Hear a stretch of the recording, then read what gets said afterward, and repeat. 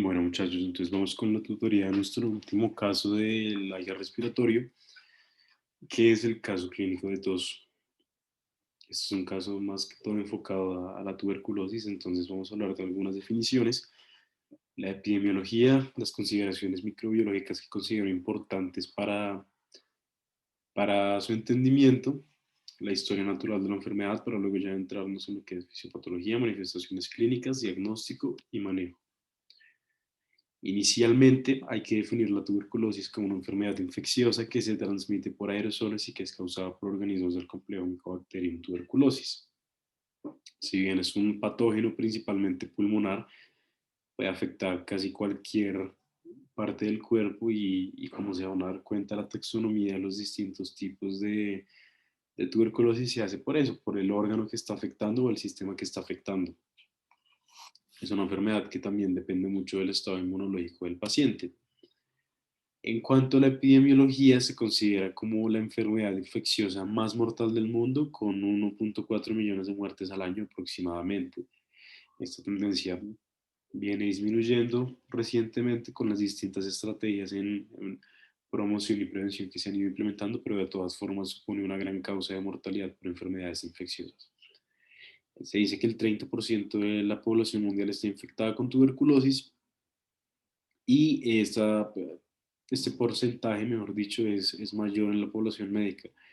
Algún doctor internista alguna vez me dijo que más o menos el 80% de los trabajadores de la salud de Medellín están colonizados por un Mycobacterium tuberculosis, la mayoría en fase latente por nuestro estado inmunitario que suele ser competente. El 10% de las personas infectadas van a desarrollar la forma activa de la enfermedad, es decir, una de cada 10. Este número fue de 10 millones aproximadamente en 2019. Y la tuberculosis es la principal causa de muerte en pacientes con VIH. Lo que quiero que entiendan acá es que siempre el VIH y la tuberculosis van muy de la mano. Entonces, si tienen un paciente con tuberculosis, siempre tienen que sospechar VIH y viceversa. En cuanto a la etiología, como les mencionaba, hablamos del complejo Mycobacterium tuberculosis, dentro del cual destacan cuatro tipos. El Mycobacterium tuberculosis, que es el que se relaciona en mayor medida con el desarrollo de la enfermedad, es el principal agente etiológico en la mayoría de los lugares del mundo. Y más adelante vamos a hablar de cuáles son las características que le dan esa fisiopatología a la enfermedad. Dentro de otras bacterias importantes de este complejo está el Mycobacterium bovis, que es un microorganismo que también puede generar la enfermedad y principalmente esto se da por procesos de no pasteurización de la leche. Es una característica especial de este tipo de micobacteria, es su resistencia intrínseca a la piracidamida. A partir de esta, quiero hacerles una pregunta por los puntos y es ¿por qué la vacuna de la tuberculosis, la BCG que se da al recién nacido, no provoca o no genera la enfermedad? Tiene que ver con esto, con que es extraída la porción del Mycobacterium bovis. ¿Listo? Entonces, para el que me quiera apuntar por los puntos.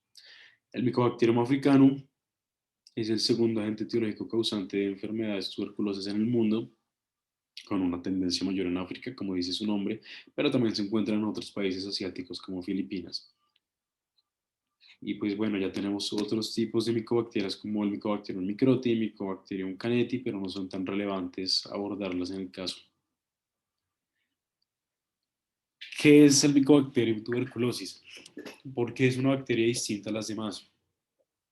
Normalmente nosotros abordamos los agentes etiológicos bacterianos dentro de dos grupos grandes, que son los gram positivos y los gram negativos. Esto va relacionado con el tipo de tinción que tienen y sus componentes de pared celular a base de peptidoglicano. El Mycobacterium tuberculosis no corresponde a ninguna de las descripciones de un gram positivo o de un gram negativo, y ya vamos a ver estructuralmente por qué. Así que está en un grupo intermedio de bacterias que no tienen tinción de Gram, que por ejemplo incluyen aparte del Mycobacterium tuberculosis el Treponema pallidum, por dar un ejemplo. Y con eso, y por eso mismo debemos tener unas consideraciones importantes a la hora de estudiarla.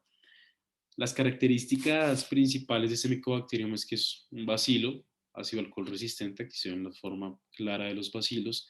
El reservorio es solo en humanos, es decir, que corresponde a procesos biológicos de simbiosis en los que la micobacteria se beneficia de estar dentro del cuerpo humano y particularmente dentro del parénquima pulmonar, porque en este ambiente se le facilita también su reproducción y posterior diseminación.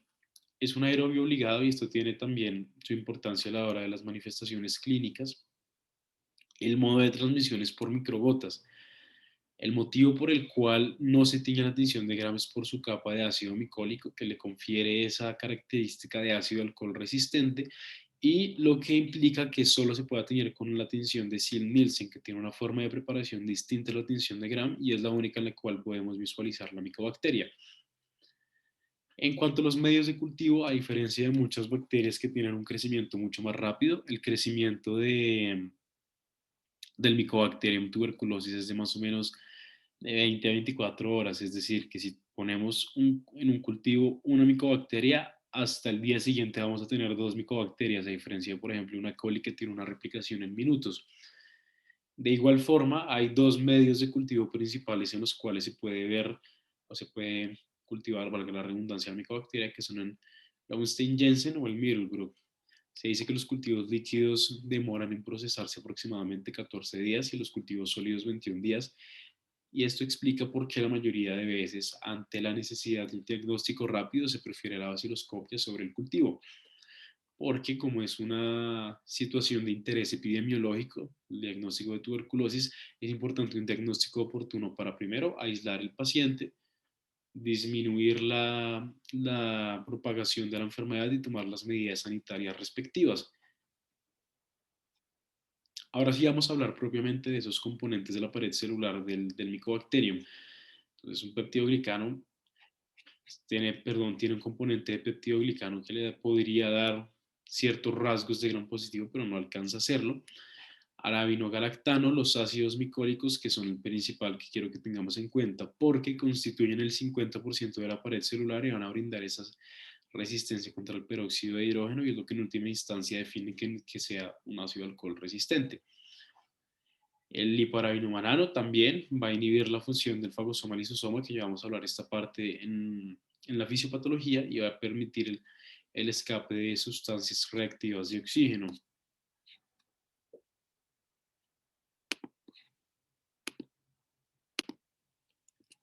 Me devuelvo acá la imagen de la pared celular para mencionarles ese tema bien de cómo es el ácido micólico. Entonces, en el lado interno de la pared celular tienen una capa de polímeros de arabinosa y galactosa, y después de esta tienen ya la capa propiamente de ácidos micólicos, que básicamente son ácidos grasos característicos de esta micobacteria. Entonces, estos ácidos grasos y lípidos, digamos que le confieren una resistencia a la desecación y a la acción de los diferentes descontaminantes que normalmente se usan en una tinción, tanto los ácidos como los alcalinos. Entonces es un microorganismo que por lo general, como les mencionaba, es de crecimiento lento. Las condiciones óptimas de cultivo suelen ser una temperatura de 37 grados centígrados, un pH neutro de 7 más o menos, y un tiempo de duplicación prolongado de hasta 24 horas. ¿Cuáles son los factores de riesgo para desarrollar la infección? Básicamente va relacionado a los primeros dos, al número de organismos a los que se está expuesto y a la concentración durante la exposición. ¿Qué quiere decir esto? Que no es lo mismo que yo haya estado expuesto un día al Mycobacterium tuberculosis, por ejemplo, si me tocó ver un paciente en el hospital, así yo, por ejemplo, vivo en una hacienda o en una vivienda de interés social junto con otras 10 personas, no tenemos conductas adecuadas de higiene, uno de esas personas empieza a presentar tos, no se trata, seguimos todos en el mismo espacio reducido, lógicamente eso implica que hay una concentración más sostenida en el tiempo y seguramente la concentración de la micobacteria es mucho mayor. El tipo de exposición, como les mencionaba anteriormente, es principalmente por aerosoles que se da la transmisión de la enfermedad y también es muy importante conocer la condición inmunológica del paciente porque en personas inmunocompetentes el resultado más común es que se pueda contener la enfermedad. Aquí se ven otros factores de riesgo que realmente también se pueden englobar en estos cuatro. Entonces, pacientes con VIH, pacientes con enfermedad renal crónica llevan requerimientos de hemodiálisis, que es la última clasificación, inhibidores del factor de necrosis tumoral alfa, es decir, supresión del sistema inmune, al igual que el tratamiento con glucocorticoides. Fíjense que este tema de los glucocorticoides lo hemos abordado ya en varios casos y este es el porqué. Ese es el riesgo que confiere un uso prolongado y desproporcionado de los corticosteroides.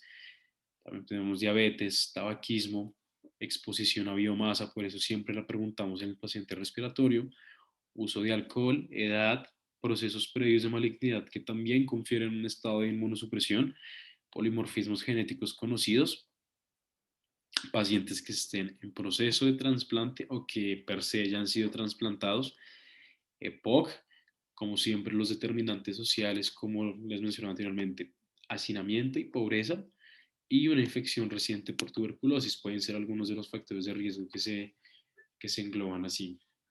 En cuanto a la transmisión, el sujeto básicamente inhala el microorganismo en gotas de Fluch, que son microgotas que se pueden producir por acciones como toser, estornudar o hablar. ¿De qué depende que en última instancia yo desarrolle la enfermedad? De factores exógenos que son eso, la duración a la exposición, el confinamiento, la virulencia del bacilo y el número de bacilos por gotita, y ya pues en tamaño de las gotitas. Entre menor sea el tamaño de las gotitas, es más probable que lleguen a las vías respiratorias más terminales y finalmente desarrollen la infección. Las gotas de Fluch, al ser más grandes, contienen más micobacterias, pero no alcanzan a llegar hasta esas ramas terminales de las vías respiratorias, a diferencia de los aerosoles de Wells, que si bien son más pequeños y pueden penetrar más, contienen un menor número de micobacterias. Este cuadro resume así a grandes rasgos cuál es la historia natural de la enfermedad y los diferentes desencadenantes que se puede tener posterior al contagio por Mycobacterium tuberculosis. Ya cuando se hace inhalación de microgotas, según el tamaño de exposición, las barreras, la proporción de micobacteria a la que se esté expuesto, hay dos desenlaces principales. O se desarrolla una tuberculosis primaria, que es la enfermedad propiamente, o se da la eliminación inmediata, que es la que se da en el 90% de los pacientes.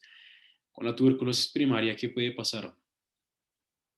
Se desarrolla el granuloma, que ya lo vamos a revisar más adelante, y se mantiene o se contiene la infección en la mayoría de los casos, cuando el paciente es inmunocompetente, que es lo que se denomina como tuberculosis latente, que es la que solemos tener nosotros los trabajadores de la salud.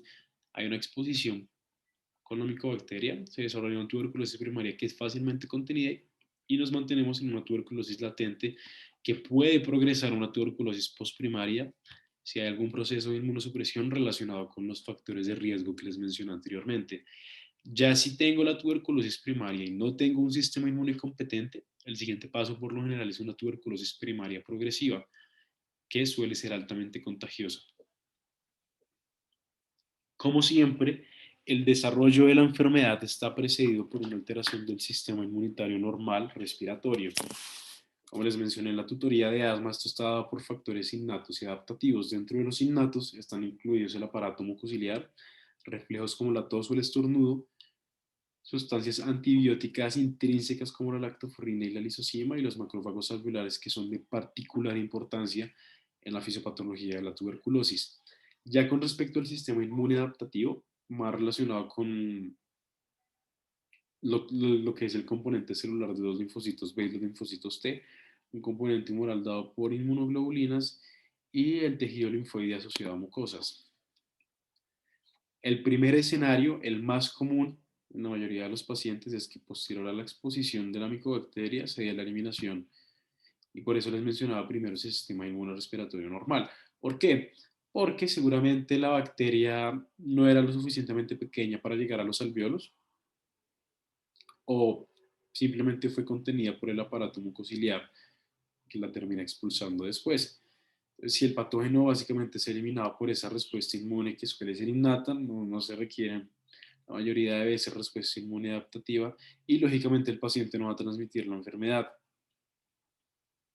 Como no alcanza a llegar la micobacteria a los alvéolos para desarrollar sus procesos replicativos, La tuberculina y el interferón, que son las pruebas principales para el diagnóstico de una tuberculosis latente, que también lo vamos a ver más adelante, suelen ser negativas. Y esto es lo que quería mencionarles de la eliminación. Ahora, si por alguna circunstancia, algún factor de riesgo en específico, el paciente puede desarrollar tuberculosis primaria, ya eso cumple un proceso fisiopatológico distinto, dado por, en primer lugar, la respuesta inmune innata, que es la que vamos a revisar aquí a continuación. Así que está la exposición a la micobacteria por las microgotas, como en cualquier respuesta inmune de reconocimiento de los PAMs por parte de los macrófagos alveolares por la vía del Toll-like receptor. Los Toll-like receptors reconocen estos PAMs y generan la fagocitosis de la micobacteria, que es esto que estamos viendo acá. Una vez adentro, empieza a haber una proliferación basilar sin resistencia, es decir, el macrófago le sirve ese medio intracelular para reproducirse, perdón, por eso les mencionaba que esto correspondía a procesos de simbiosis y los factores de virulencia van a impedir que la micobacteria, van a impedir, perdón, que haya una fusión del fagosoma, que es donde en este momento está contenida la bacteria, junto con el lisosoma. Entonces, esta interrupción del proceso no permite que termine de destruirse la micobacteria, que sigue reproduciéndose progresivamente hasta que genera una lisis del macrófago con posterior liberación de la bacteria. Hay diversos factores de virulencia como el factor COR, la sulfatídase, el hiparabinomanano, la catalasa peroxidasa, que intervienen en distintos procesos en distintas fases, perdón, de este proceso de fagocitosis, pero en última instancia llaman a eso, a que no se pueda unir el fagosoma con el lisosoma.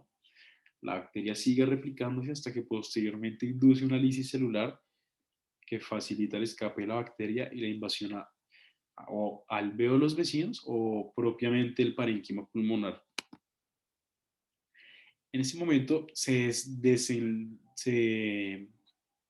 activa, perdón, una respuesta inmune adaptativa.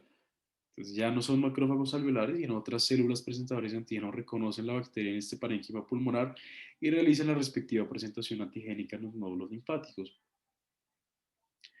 Hay una diferenciación a linfocitos TH1 por parte de los linfocitos vírgenes que van a migrar a este lugar de infección. Este es un tipo de hipersensibilidad tipo 4 que a diferencia de la tipo 1 es retardada, sostenida en el tiempo y está mediada principalmente por los linfocitos TH1.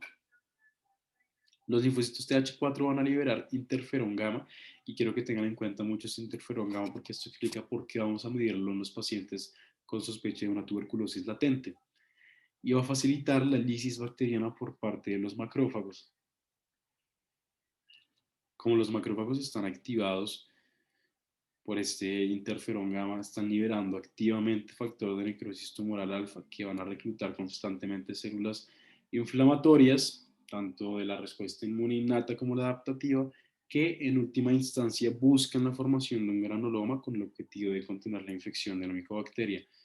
Esa formación del granuloma es la respuesta inicial, es la que contiene la infección después de la infección primaria y es la que nos permite tenerla en un proceso de stand-by más o menos. Hago el énfasis aquí en el tema del factor de necrosis tumoral alfa porque por eso también se menciona que un factor de riesgo son los inhibidores de ese factor de necrosis tumoral alfa. Si ya está la micobacteria en el parénquima pulmonar y los macrófagos alveolares no tienen la capacidad de liberar factor de necrosis tumoral alfa para la quimiotaxis de diversas células inflamatorias, lógicamente la contención de la infección va a ser mucho más defectuosa y es más probable que haya una diseminación a múltiples órganos.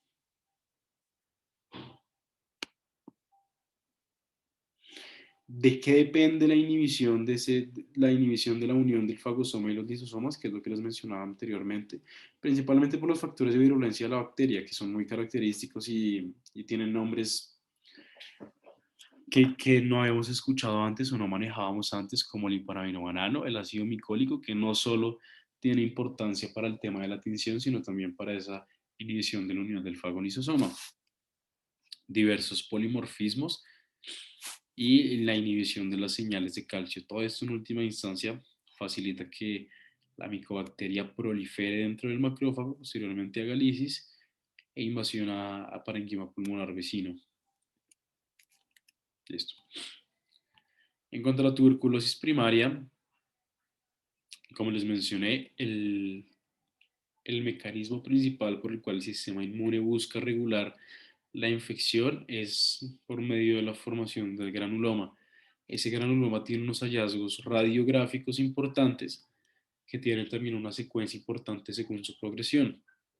El foco de Ghon es principalmente el granuloma, ubicado por lo general en los lóbulos pulmonares medio e inferior, mientras que el complejo de Ghon es el mismo foco de Ghon, pero que ya tiene un compromiso del ganglio linfático regional, que es lo que se denomina como linfadenitis periliar, junto con los vasos linfáticos adyacentes, que ya tienen hallazgos más característicos en la radiografía. Ya el complejo de Rankin, continuamos un complejo de Ghon con calcificación de los ganglios linfáticos ciliares, que como es inferible, es característica de un proceso mucho más avanzado de la enfermedad y de peor pronóstico para los pacientes. En cuanto a la infección primaria progresiva, que esperen, me vuelvo para mostrarles, para que sepamos dónde vamos, es cuando tenemos esa infección primaria y por el estado inmune deprimido del paciente, continúa la infección. Acuérdense que cuando somos competentes formamos ese granuloma y ahí es donde entramos a la fase de tuberculosis latente. Ya con ese granuloma quieto, con la bacteria quieta, que no se mueva de ahí, que no haga diseminación, pero si por algún motivo no podemos llevar a cabo ese proceso, hablamos de una infección primaria progresiva, que está dada principalmente por una disminución de los linfocitos TH4 que no tienen, que al ser de vital importancia en la formación de granuloma, se entiende el por qué los pacientes continúan desarrollando la enfermedad. Y es por esto que los principales grupos afectados suelen ser los VIH positivos y los niños. Al formarse un granuloma débil, estructuralmente falto de otras células inflamatorias, hay una ruptura del mismo con posterior diseminación linfática hematógena de la bacteria, lo que se evidencia en imágenes como en las adenopatías periliares que les mencionaba y los síndromes de consolidación que ya también limitan un poco el pronóstico del paciente. Este es un resumen de toda la fisiopatología que les quería mencionar. Entonces tenemos la infección. Si no se elimina, se forma una infección primaria que normalmente va a ser contenida por medio de un complejo de Ghon, que es ese granuloma, lóbulos medios o inferiores.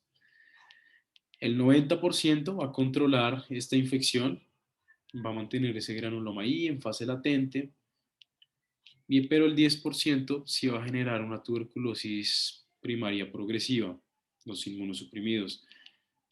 Esta infección primaria progresiva por lo general lleva a que se rompa el granuloma, a que haya una progresión de la enfermedad con una consecuente diseminación linfática, broncogénica o hematógena, que en última instancia lleva a una tuberculosis miliar, que es básicamente la tuberculosis diseminada a lo largo del cuerpo. Por otro lado, si la infección es controlada y entramos en una fase latente, puede haber procesos de reactivación por nueva exposición a la micobacteria en una considerable proporción o porque después de la infección el paciente entre en un estado inmunitario de supresión. ¿Sí? Entonces, en este momento se forman lesiones caseificantes, también hay diseminación linfática, broncogénica o hematógena que puede llevar a la tuberculosis miliar o diseminada. Entonces, realmente no es muy difícil esa parte de la fisiopatología, simplemente los outcomes van de la mano del estado inmunológico del paciente.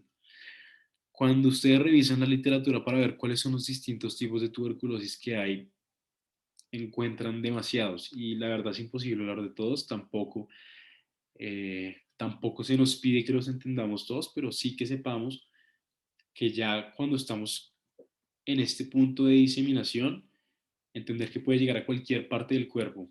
Uno de los compromisos que yo más he visto en la clínica ha sido el compromiso pleural y he visto un par de pacientes con compromiso del sistema nervioso central, pero el pleural es muy importante, ¿listo? Lógicamente, ¿de qué depende esto? De las consideraciones epidemiológicas, de las tendencias de diseminación del hospital donde nos encontremos, de diversos factores endógenos y exógenos que rodean al desarrollo de la enfermedad, pero digamos que a grandes rasgos podemos mirar estos 8 tipos, que son los que considero importantes saber: la tuberculosis pulmonar, la linfadenitis, tuberculosis pleural, que es la que yo más he visto, tuberculosis miliar o diseminada, que claramente supone un pronóstico malo para los pacientes, la pericárdica, la cutánea, la gastrointestinal, la adrenal, etcétera.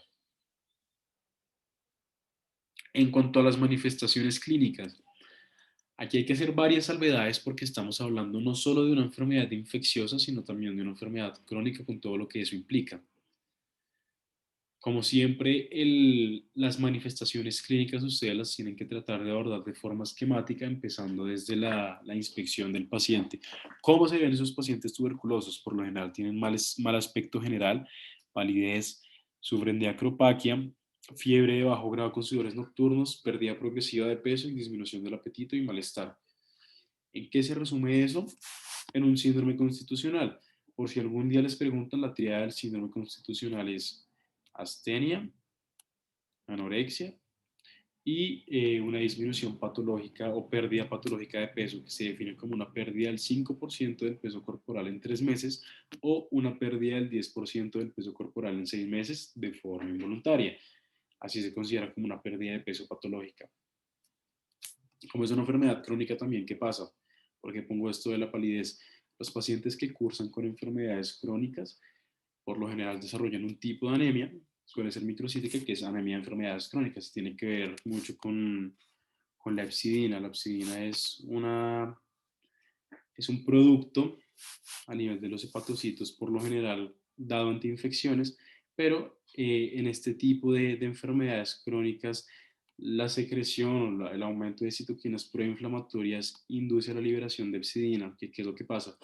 La hepcidina controla principalmente la liberación de hierro a nivel intestinal y a nivel celular. Entonces la hepcidina se une a la ferroportina, que es la proteína de la membrana que controla la entrada y salida de hierro de la célula. Pues como la hepcidina se pega a esa ferroportina, hay una menor salida de hierro con una consecuente ferropenia. Los pacientes desarrollan una anemia ferropénica, por eso se ve pálido. La acropaquia por procesos hipóxicos crónicos. Y bueno, todo esto que ya son básicamente hallazgos del síndrome constitucional, como yo les comentaba. A nivel pulmonar, ¿qué vamos a encontrar? Una tos con esputo purulento que puede o no estar sanguinolento, es decir, que el paciente tenga hemoptisis. Muy importante para su vida. Cualquier adulto con hemoptisis se tiene que sospechar tuberculosis. Esto no es normal tener una tos con esputo y sanguinolenta. Los pacientes también pueden referir dificultad para respirar, dolor torácico pleurítico y ya hallazgos específicos en la percusión. Es un poco lo que revisamos en la parte de semiología. La percusión depende de la cantidad de tejido que se oponga a, pues, al golpe. Entonces, si hay mayor tejido como en áreas de consolidación, se va a escuchar matidez, pero si por el contrario hay áreas de cavitación, lo que se va a escuchar es hiperresonancia, porque así se facilita el paso de las vibraciones. Mientras que en la auscultación hay sonidos anfóricos en estas áreas de cavitación, mientras que los sonidos están disminuidos o en las zonas de consolidación o en las zonas de derrames pleurales, sobre todo en los pacientes con tuberculosis pleural. Cambia, digamos, el porcentaje de manifestaciones clínicas si hablamos de una tuberculosis primaria o una tuberculosis postprimaria.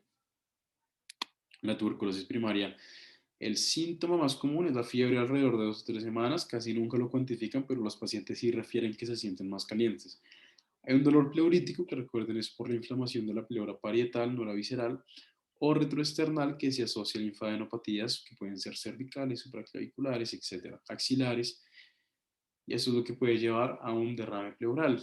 Hay síntomas que son un poco más raros, que pueden ser fatiga, artralgia y faringitis, pero también pueden presentarse. En cuanto a la tuberculosis postprimaria, ya es ese paciente respiratorio, tos por 15 días, esa pérdida de peso patológica que les mencioné con fatiga, fiebre y diaforesis nocturna en un 50% de los pacientes. Algunos pueden referir dolor de pecho, disnea y finalmente hemoptisis. En cuanto a las manifestaciones clínicas, que es importante, como les dije yo, esto va muy dependiente del órgano en el que se haya diseminado la infección. Entonces, por eso el espectro es muy amplio y claramente no se los voy a mencionar todo, tampoco tienen que saberlo. Simplemente ustedes sospechar que si encuentran un hallazgo anormal en un órgano que en la infección contenida no debería haberse afectado, sospechen que hay diseminación. Entonces, en cuanto al sistema nervioso central, hay hallazgos de meningitis como cefalea con signos de gatillo, cambios en el estado mental, fiebre, signos meningios, etc. En cuanto al sistema genitourinario, dolor en los flancos, síntomas irritativos urinarios como por ejemplo disuria, dispaneuria, prostatitis, epidimitis, una EPI o enfermedad pélvica inflamatoria, etc. Sistema musculoesquelético. Esos son síntomas poco específicos porque en general este tipo de enfermedades pueden generar artralgias, mialgias, etc. Pero característico de la tuberculosis es que ese dolor puede migrar a la epífisis de huesos largos. También hay un lumbago y una artritis tuberculosa que tiene unas definiciones distintas. En cuanto al sistema gastrointestinal, también pueden llegar a ser poco específicas: odinofagia, dolor abdominal, diarrea, síndrome de mala absorción, hemorragia digestiva, pero de todas formas hay que orientar ese diagnóstico. Otra cosa muy importante es cómo definimos al paciente respiratorio una vez se configura la sospecha. Entonces, está el paciente respiratorio de la población general, que es aquel que tiene tos con o sin expectoración por más de 15 días. Antes se decía que era tos con expectoración por más de 15 días, pero esta definición se cambió a raíz de la pandemia por COVID-19. En población con VIH y inmunosuprimidos, es tos con o sin expectoración, fiebre, esa pérdida patológica de peso o sudoración de cualquier tiempo de duración. Claro, yo no voy a esperar 15 días para constituir el diagnóstico de tuberculosis si mi paciente está con un conteo de CD4 en 150, por ejemplo, porque claramente no puede contener el granuloma y lo más probable es que si no se interviene rápidamente haya una diseminación más temprana. Y ya en población vulnerable en términos de determinantes sociales, que también son pacientes con tos, con o sin expectoración de cualquier duración y que tengan cualquier barrera para el acceso a sus servicios de salud. Otro tema importante son los hallazgos en la radiografía de tórax de los pacientes con tuberculosis. Entonces, en la tuberculosis postprimaria o activa, hay un compromiso principalmente de segmentos posteriores de los lóbulos superiores, como les mencioné anteriormente. Eso no se puede ver enteramente en una proyección posterior anterior, sino que siempre se tiene que reforzar con una proyección lateral. También hay compromiso de los segmentos superiores de los lóbulos inferiores y cavitaciones inferiores con niveles hidroaéreos. ¿Eso qué quiere decir? Segmentos posteriores de los lóbulos superiores. Básicamente la mitad del parénquima, para dejarlo entendible. Ahí es donde suele haber esos procesos de infiltración.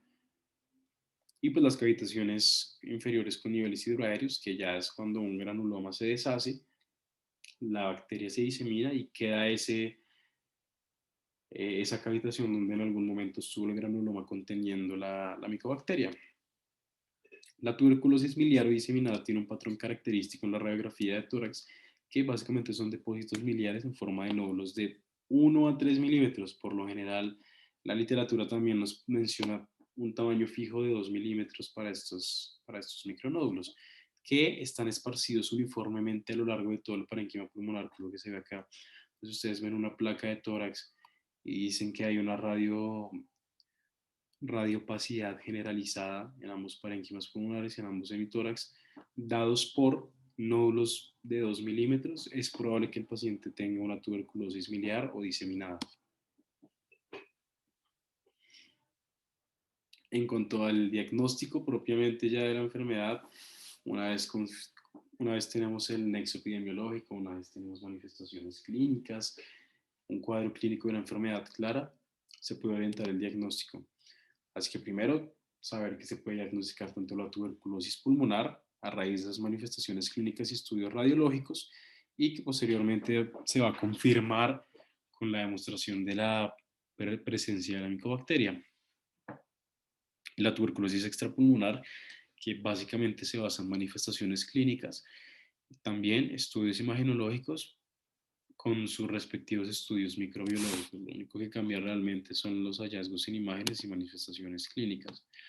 El criterio microbiológico está dado por unas pruebas de sensibilidad genotípicas o específicas.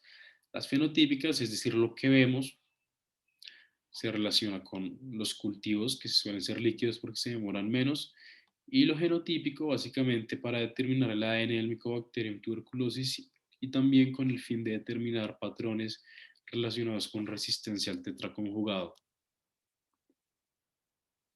Pues como siempre, les proponemos un abordaje muy esquemático de todas las enfermedades para que ustedes en su cabeza cuando tengan un paciente con sospecha con tuberculosis sepan más o menos cómo orientarlo. Está la sospecha de tuberculosis, ¿por qué? Por cuadro clínico, nexo epidemiológico, inmunosupresión, determinantes sociales, etc. A raíz de esto podemos tener dos escenarios, que el paciente tenga una tuberculosis activa o que el paciente tenga una tuberculosis latente. Para el diagnóstico de la tuberculosis activa se van a utilizar tres pruebas principalmente: baciloscopia y cultivo, que es para ese componente fenotípico de la micobacteria, y un tercero que es la PCR, ya relacionada con patrones de resistencia y determinación del ADN micobacteriano. Por otro lado tenemos la tuberculosis latente. ¿Cómo se va a diagnosticar? Con dos pruebas: la prueba del interferón gamma, que yo les expliqué en la fisiopatología por qué es importante, y el test de la tuberculina. ¿Qué pasa? Esto no es aislado y no es un anillo de fuerza. Todo esto está en el contexto de un paciente con un nexo epidemiológico, con una enfermedad actual sugestiva, con hallazgos en el examen físico que sí demuestran ese compromiso pulmonar, más las características de las imágenes diagnósticas. ¿Qué es esa baciloscopia seriada de esputo?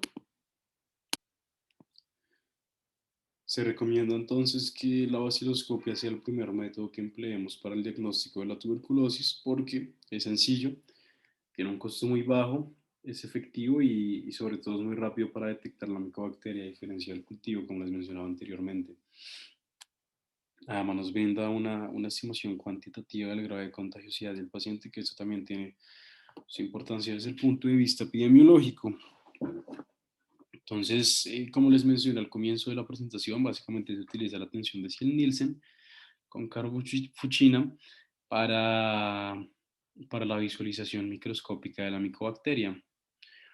La complejidad o de pronto el tema de por qué tiene una sensibilidad de solo el 50-60% va relacionado con muchos factores, principalmente por, no sé, una mala calidad del esputo, un mal procesamiento del mismo, el hecho de que a diferencia del cultivo se requieren muchos más bacilos para que la prueba salga positiva, es decir, en un cultivo se requieren de 10 a 100 microorganismos para ser positivo, en cambio la baciloscopia de 5.000 a 10.000 bacilos. Entonces, por eso es más difícil que sea positiva la prueba. Y pues digamos que ya si el paciente es positivo, se tiene que hacer la notificación respectiva y aislarse inmediatamente porque tiene un alto riesgo de contagiosidad. ¿Cómo es la recolección de estas muestras de esputo mucopurulento? Básicamente se dan en tres momentos. El primero, en el momento que se detecta el sintomático respiratorio, que suele detectar el 80% de los casos, pero tenemos otras dos muestras para cubrir ese 20% restante. Entonces, la segunda muestra es el día siguiente, el primer esputo de la mañana del paciente, y antes de entregar esa segunda muestra, tomamos la tercera. Y este es un método, mejor dicho, que solo está indicado para los pacientes respiratorios. Si por algún motivo el paciente no puede tener un esputo de calidad, se puede hacer o inducción de esputo o un lavado gástrico, que es lo que les voy a mostrar acá en el video.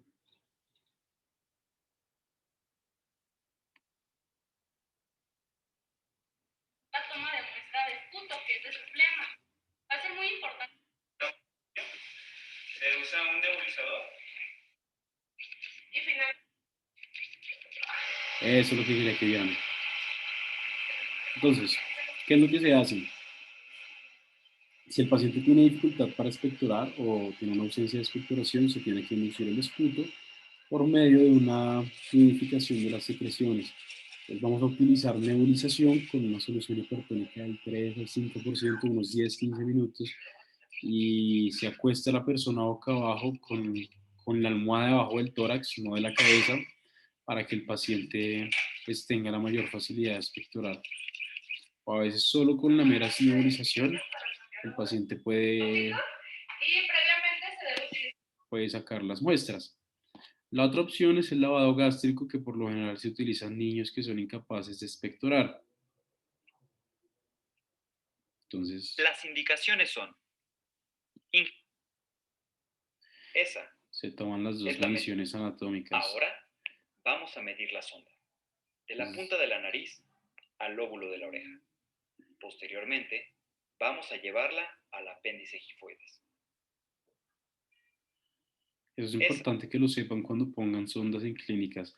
Hacen dos mediciones siempre para colocar una sonda de la punta de la nariz, aquí al lóbulo de la oreja, y desde acá hasta la apófisis sifoides. Ponen una marca, ponen el dedo ahí en esa marca y solo hasta ahí es que van a meter la sonda nasogástrica. Es la medida que se utilizará. Podemos orientarnos con las marcas de la sonda para saber hasta dónde introducirla. Y bueno, ya después se hace la posterior inserción Una de la manera sonda de y comprobar de la este correcta lavado, este colocación de producto la que va sonda saliendo es lo que se va a llevar finalmente a la osciloscopia. Y eso era lo que les quería mostrar respecto a este tema.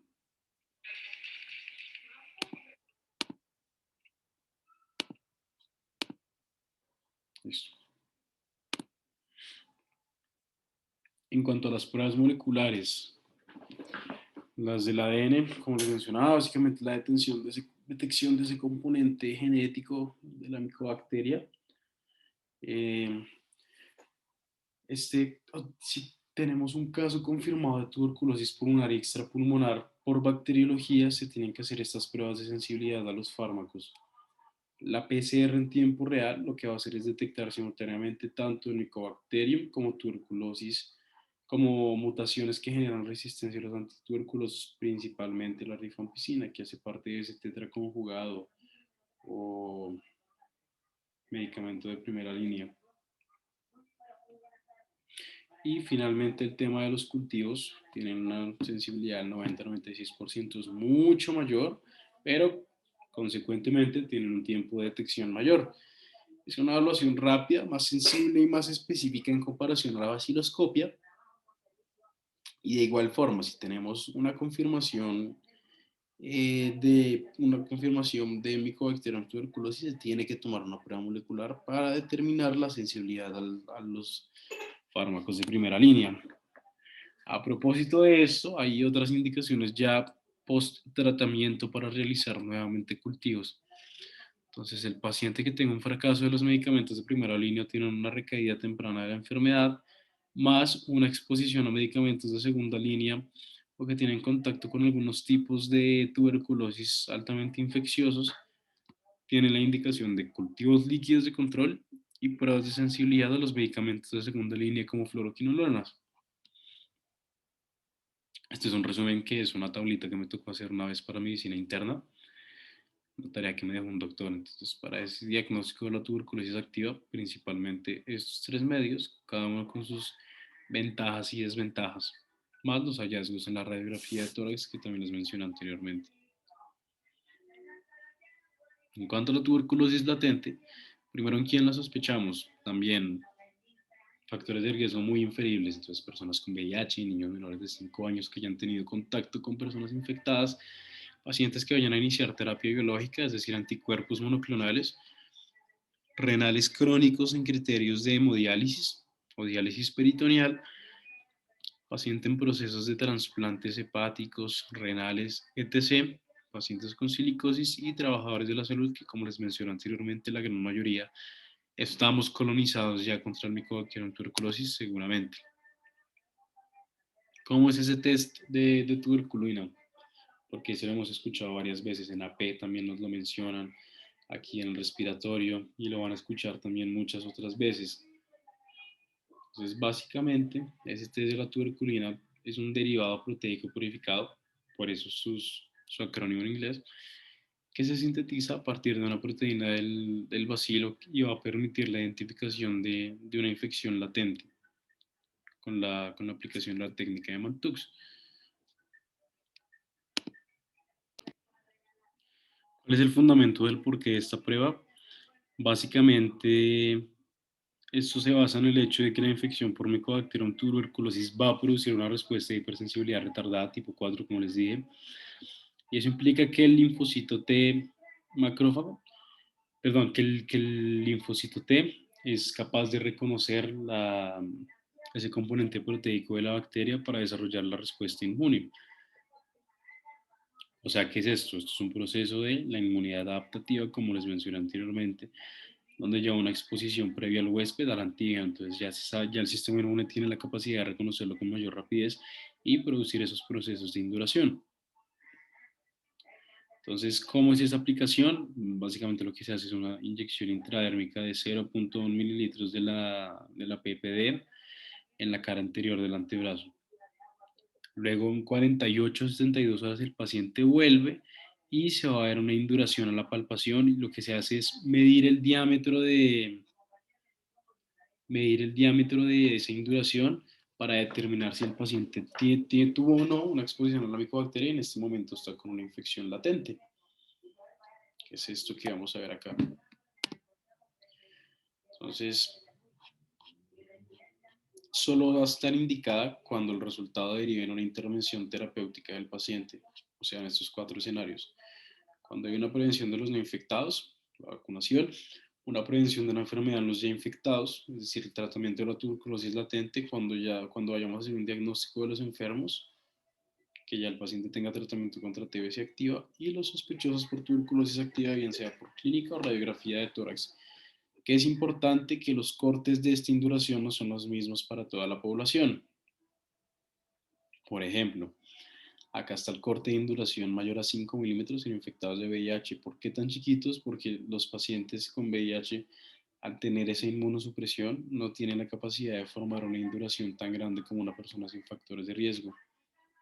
¿Sí? Entonces, por eso mismo el corte es mucho más bajo. Induración de 10 milímetros, pacientes que tengan alta prevalencia, perdón, pacientes que tengan un lugar con alta prevalencia de la enfermedad sin otros factores de riesgo. Nosotros, los trabajadores de la salud, es decir, si ustedes les hacen un test de tuberculina, tiene que ser mayor a 10 milímetros para que se considere positivo.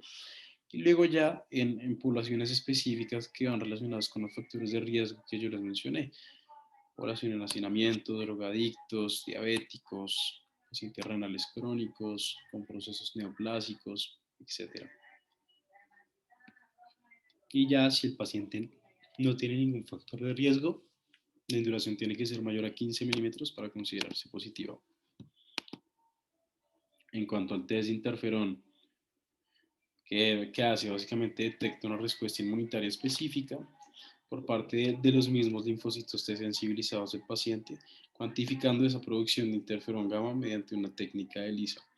Yo les mencioné anteriormente que ese interferón gamma lo que hace es activar a los macrófagos para que estos produzcan factor de necrosis tumoral alfa, haya quimiotaxis de células inflamatorias y se pueda formar el granuloma. Por eso sí hay producción de interferón gamma, que normalmente no debería estar en niveles muy altos, hay sugestivo de una enfermedad latente. La principal limitación de esta prueba es que es incapaz de determinar una infección previa o actual, en general de tanto de la tuberculina como y tampoco va a diferenciar entre una infección latente por tuberculosis y la activa. No, tampoco es muy útil en inmunosometidos por lo mismo que yo les mencioné, carecen de ese componente celular que es de vital importancia en la fisiopatología de la enfermedad. Y a diferencia de la tuberculina, esta no se va a ver afectada, esta no se va a ver afectada por la vacuna de la BCG. Aquí me faltó comentarles el tema de los falsos positivos y falsos negativos. Si los pacientes ya fueron vacunados contra la BCG, que básicamente son cepas atenuadas de Mycobacterium bovis, es un falso positivo. Si el paciente tiene infección por micobacterias ambientales, también es un falso positivo. Si el paciente tiene una ruptura de su infección en zona de inyección, también es un falso positivo porque lógicamente se va a formar una induración si hay una ruptura de vaso, se forma un hematoma. Y este es el resumen. Básicamente, ¿qué va a estar positivo en cada uno de los diferentes tipos de tuberculosis? Estos son inferibles, realmente todo va a estar negativo en ambas, a no ser que la infección haya sido contenida con con una inmunidad adquirida, que en ese caso tendríamos un test de interferón positivo, por lo que yo les mencioné ahí de tuberculina. En la infección latente estos dos van a estar positivos, pero si se hace un cultivo, si se hace una vaciloscopia va a estar negativo, los pacientes no son contagiosos, son asintomáticos y por lo general se hace terapia preventiva, es decir, intervenciones en factores de riesgo, prevención primaria para evitar el desarrollo de una tuberculosis postprimaria que limite el pronóstico.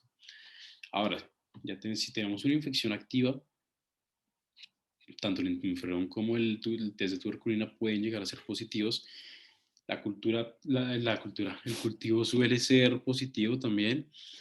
El esputo puede ser o no negativo dependiendo de los factores que yo les mencioné. Los factores son altamente contagiosos, la sintomatología varía, pero sí pueden presentarla.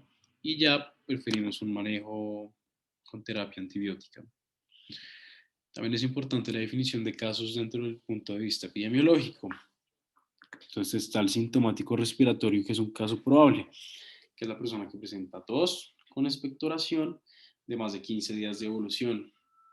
Si tenemos un caso confirmado de tuberculosis pulmonar, es porque tiene vaciloscopia positiva o cultivo positivo.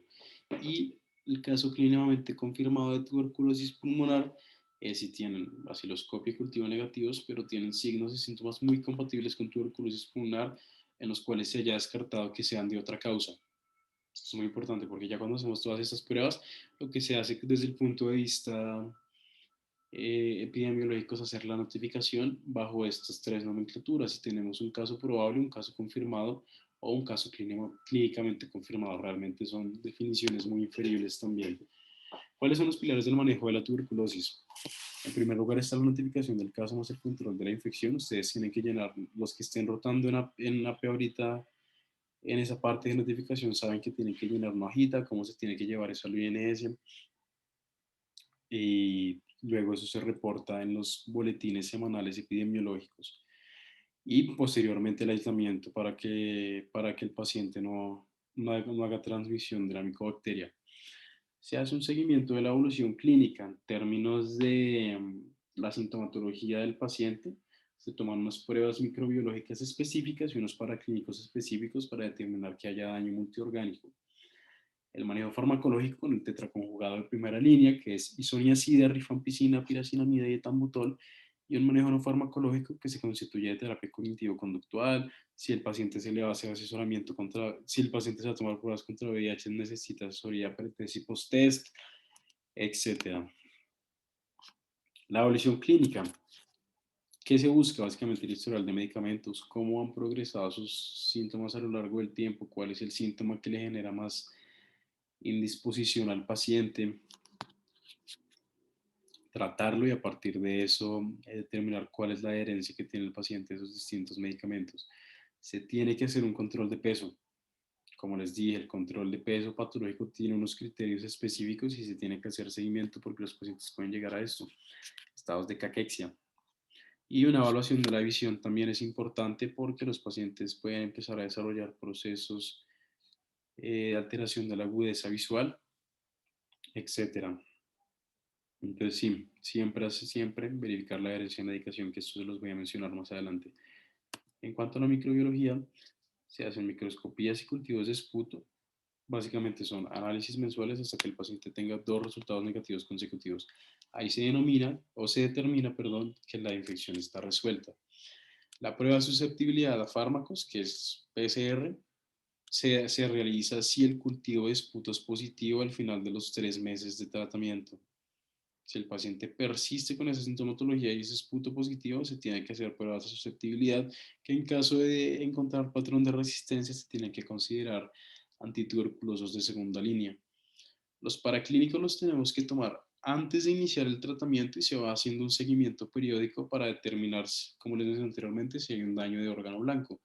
Pruebas de función hepática, principalmente AST y ALT, asoados, o sea, bunicreatinina, recuento plaquetario, búsqueda de trombocitopenia, una prueba de VIH, antígeno de superficie de hepatitis B, hepatitis C, etc. En cuanto a esos fármacos de primera línea, se puede dividir las fases del manejo farmacológico en dos. Una fase intensiva, que básicamente son 2 meses de el tetraconjugado completo para la tuberculosis activa y luego una fase de continuación de 4 meses con rifampicina más isoniazida. Si después de este periodo el paciente sigue presentando los cultivos positivos, se puede adicionar 3 meses más de una fase de continuación, es decir, en total serían 7 meses de rifampicina más isoniazida. En cuanto al régimen de manejo, es una dosis diaria, o sea, la dosificación 3 veces por semana y pues una alternativa si el paciente no tiene infección, perdón, una alternativa si el paciente no tiene pues infección por VIH y pues tiene bajo riesgo de recaída para que no sea tan difícil la adherencia al tratamiento tomando las pastas todos los días. Entonces, esta sería la dosificación en cada una de las fases. No se aprendan las dosis, no se maten la cabeza con eso, que ustedes, digamos que ahorita no se necesita del todo, pero sí sepan cuáles son las fases del tratamiento y cuánto dura cada uno. ¿Cómo funcionan estos antituberculosos? Entonces tenemos la isoniazida que básicamente va a inhibir la enzima enoil reductasa. Esta enzima va a intervenir en la formación del ácido micólico, que es el principal componente de la pared celular de la micobacteria, y esto lleva a un efecto bactericida porque aumenta la permeabilidad, inhibe la síntesis de pared de la misma y por lo tanto muerte bacteriana. Dentro de las reacciones adversas a los medicamentos, acá me equivoqué, perdón, de hecho me equivoqué en esa parte de aquí en adelante. Entonces los pacientes pueden presentar neurotoxicidad, que este es como el principal efecto adverso que nos preocupa con la isoniazida. ¿Cómo está esa, cómo está esa neurotoxicidad? Pues lo que hace la isoniazida es básicamente evitar la activación de la vitamina B6 o la piridoxina, y esto va a interrumpir la producción de neurotransmisores como serotonina, dopamina y GABA, generando neuropatías. Hay una forma muy fácil de revertir este efecto, es básicamente con la administración o la formulación de piridoxina. Se le da a los pacientes y así se previene la neurotoxicidad. La hepatotoxicidad puede ser o leve, que es ya subclínica y asintomática, o si el paciente ya presenta fatiga, malestar general, anorexia, náuseas, vómito, dolor en cuadrante superior derecho, etc. También se pueden presentar, por ejemplo, reacciones de lupus-like, un rash, urticaria, dolor abdominal, náuseas, vómito, etc. Esto con respecto a la isoniazida. En cuanto a la rifampicina, va a inhibir la ARN polimerasa, lo que limita la maquinaria transcripcional, inhibe los procesos celulares de síntesis de proteínas y en última instancia también tiene un factor bactericida. Dentro de las reacciones adversas de la rifampicina destacan lo que son la coloración rojo-naranja de todos los fluidos corporales, orina, sudor, saliva, lágrimas, etc. Náuseas, vómito, puede generar cefalea, lo mismo rash, prurito, una pancitopenia, es decir, alteración de cualquiera de las 3 líneas celulares en el hemograma, y también hepatotoxicidad, principalmente un patrón colestásico. ¿Qué quiere decir colestásico? Que hay aumento de bilirrubinas más que de la ST-ALT. Como digamos que este riesgo de hepatotoxicidad aumenta a medida que se utilicen otros medicamentos que supongan un riesgo hepático, como por ejemplo la isoniazida. Entonces, como estos dos se usan al tiempo en el tetraconjugado, hay un alto riesgo de desarrollar hepatotoxicidad. La piracina, en cuanto a la piracinamida, lo que va a hacer básicamente es entrar a través de un poro a la micobacteria, se va a transformar en un anión que sale de las células, se une a hidrogeniones y vuelve a entrar. Cuando vuelve a entrar, se desconjuga y libera todos los hidrogeniones que alteran el pH de la célula y pues bloqueando la actividad celular. Los RAM también son parecidos, intolerancia gastrointestinal, hepatotoxicidad, eh, poliartralgias, también tenemos los mismos rash, urticaria, visitopenia, bueno, etc. Y finalmente tenemos el etambutol, cuyo mecanismo de acción es inhibir la enzima arabinosiltransferasa. Entonces no se puede convertir a arabinogalactano, que también es un componente importante en la síntesis celular y tiene ese efecto bactericida. Dentro de las RAMs se incluyen alteraciones visuales, como cambios de la agudeza visual y procesos de ceguera, neutropenia, trombocitopenia, náuseas, vómitos, cefalea, eosinofilia con síntomas sistémicos, etc. Y finalmente, esto era un resumen de los principales lugares de acción de estos tetraconjugados. Como vemos, todos buscan el tema de bactericida de la bacteria y los regímenes, perdón, de tratamiento que se pueden dividir en la fase inicial y estabilización. Esa fase inicial, que son los 2 meses del tetraconjugado, seguido de una fase de estabilización de 4 meses de isoniazida y rifampicina, con un monitoreo continuo del esputo hasta que tenga 2 resultados seguidos negativos. Ya para la tuberculosis latente hay muchas opciones. Hay una muy común y pues fácil de llegar, que es usar isoniazida 9 meses, porque es monoterapia, es más sencilla que el paciente se adhiera al tratamiento y por lo tanto se suele utilizar. Esto era entonces lo que yo les quería comentar de tuberculosis. Espero que les sirva. Mucha suerte en su parcial y estoy pendiente a cualquier cosa que necesiten.